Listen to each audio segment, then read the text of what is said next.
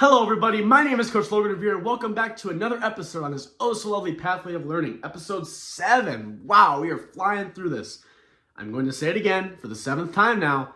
Thank you all again so much for your support. We are now not only at 100 subscribers, but well above that and continuing to grow. So it means a lot to me, seriously. Thank you all so much. So in this episode, we are finally going to start to kind of transition to everybody's favorite part, which is the physical side of the sport, which everybody has a million questions about and everyone wants clarification, and as most coaches, to include myself, everyone's favorite thing to talk about. So in this episode, I'm not going to go over anything specific and instead use this as sort of a segue into why the physical game is what it is today and how we can apply knowledge that we've heard throughout the beginning of this pathway of learning leading up to this point so we can evolve our physical game into being the best we all can physically make ourselves. So obviously, all of you have heard me talk about some variances and some changes that have gone over the years when it comes to the oil and the equipment and all that stuff. And obviously, the physical side of the sport in the way that bowlers are delivering the bowling ball has changed quite drastically from even just 10 years ago.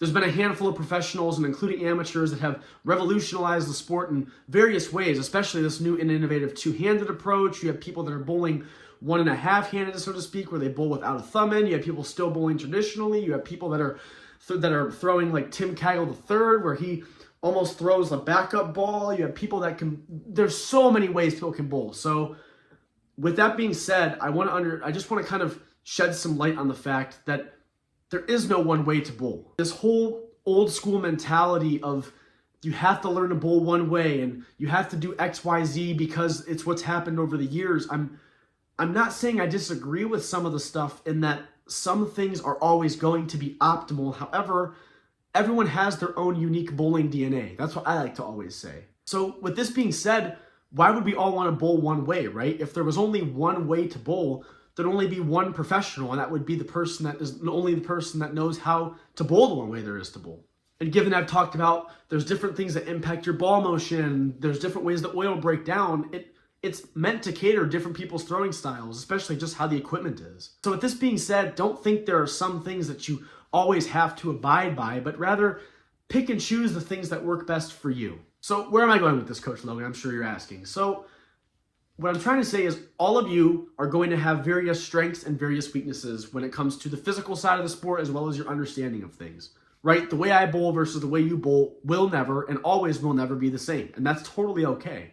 However, it's up to you to depend on how you leverage your strengths and try to tuck away those weaknesses as often as possible, and how I choose to leverage mine and tuck away my weaknesses that will determine which of the two of us comes out the victor in that match. So before I start to dive into the more minute things that are optimal and universally going to be better, I still want to shed some light on the variance in how you should be practicing versus how you should be when you're trying to score well when it comes to tournaments and leagues and stuff. So a lot of people fall into this trap, and I used to fall into it too, which is why I'm trying to kind of spread some awareness on this, in that when I would practice, I would always just go out and try to line up and throw strikes, right? I would never experiment with different things or try something new. The whole point of practice is to make you have less weaknesses, so the next time you go in for scoring play and you're only trying to capitalize on your strengths, you now are falling victim way less often to less weaknesses because you made the uncomfortable the comfortable during your practice time.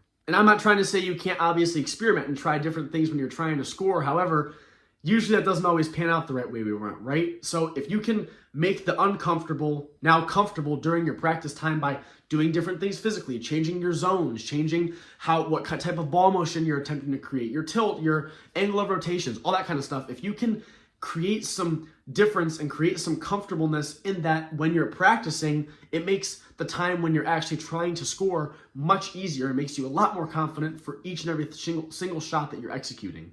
So I'm not saying to tuck away your weaknesses and never, ever have them come out. You want your weaknesses to come out, but have them come out during the practice time, not when we want to score, right? On top of being able to leverage your strengths and weaknesses and play the things that you're going to play better than other people, I think it's important that you understand, well, why is there a physical side of the sport?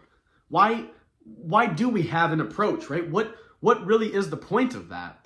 When you think about it, if we know the lane is only so big and only so wide, and there's so many different variances, in a perfect world, if I could just do this and release the bowling ball with enough speed, enough angle of rotation, everything to strike, I'd want to do that every time. The whole purpose of you having that approach is so you're seeing some benefit from that. So when I'm speaking about things that are optimal, you may choose to not do something that's optimal. However, the golden question you need to ask yourself with everything you are doing physically throughout the entirety of this is one word, and that's why. Why do you not choose to do something optimal? And it's okay if you do, but you have to have a reason why. And the why is, what is the benefit? By me doing something that is never going to be optimal in any scenario, I should be receiving some benefit from that.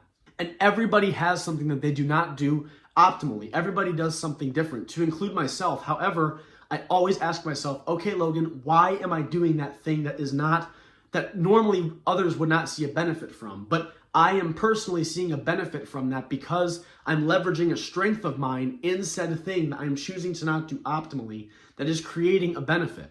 If you're doing something physically that's actually drawing away from your potential, that's not something we want to be continued doing, right? So being able to diagnose these issues and remedy them and analyze them moving forward, it'll help you become a much better bowler physically and execute shots in a lot more consistent manner. So again, obviously I'll get into the more minute things when it comes to more optimal things you can do and how to kind of identify those issues. But for now, I just want you to think, anytime you take a video of you throwing or whatever, just think, is X, Y, Z that I'm doing, is that adding or subtracting from my approach?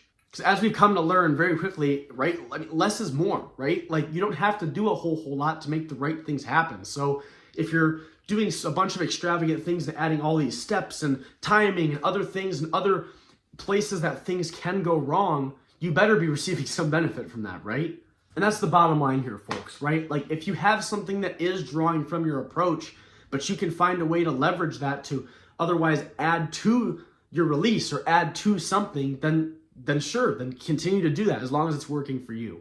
But again, if you're doing something that you're seeing zero benefit from and is pulling away from you, then that's time you need to kind of put your ego aside and say, all right, clearly I have to change something. And believe me, I get it how frustrating it is, especially when you're trying to understand what it is that is wrong. It's going to take time. So allow yourself to feel the emotions. I promise it will get better. I have been there and I'm still continuing to be there. I'm learning just like all of you still. I'm always learning. So as we start to kind of transition to the physical side of things, it's going to be very, very difficult for me to properly understand the issues that you're running into unless you reach out. So I always express the importance of this, but I'm going to extremely harp on it now that you guys need to reach out and you need to be open with me and reach out any means you can with pictures, videos, anything. I promise no one will make fun of you. This is a great community that we have established here, and I would love to help all of you the best I can, but I can only help if I can see it, right? I can help your understanding by just responding to a comment, but until I can see something, or unless you can explain it well in a comment,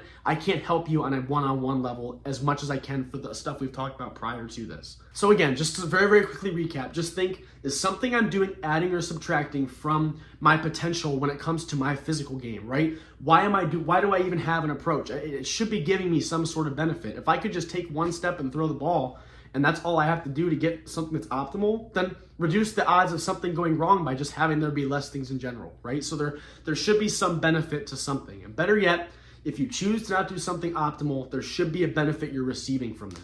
As we kind of dive into these smaller things, and as I kind of go into the more minute things, think, am I doing what Coach Logan is saying? And not everything that happens for me is going to work well for you, because you have to play to your strengths and not your weaknesses.